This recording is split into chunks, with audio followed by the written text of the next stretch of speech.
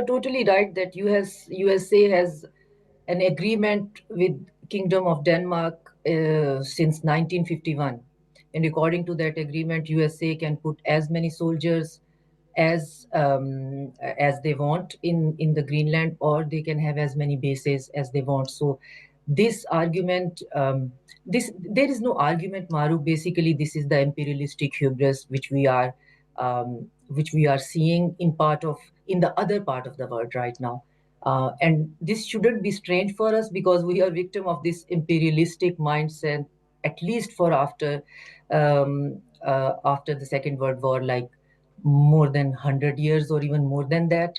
So this shouldn't be strange for us. This shouldn't be new for us. It's very new for the Europeans and the allies and the friends. And Mark Carney has stated it so beautifully, but so late. He said that we were placing boards of compliance in our windows for so long that now we ourselves, and I'm paraphrasing, that we ourselves are now victim of that silence. So, and my question is that as long as these words are so beautiful, they are cringy at the same time. Why West has been complicit in so many barbaric acts, in so many imperialistic ventures?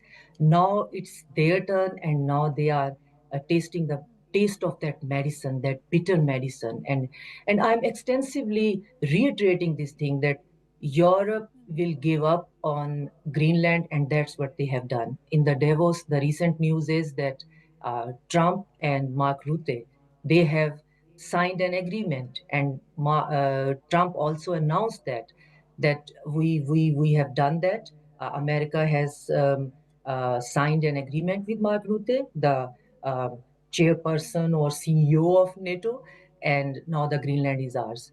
So Europeans, for the time being, they are saying that no, we have not agreed upon anything. Denmark is not party in that, but it doesn't matter. These type of things work like that.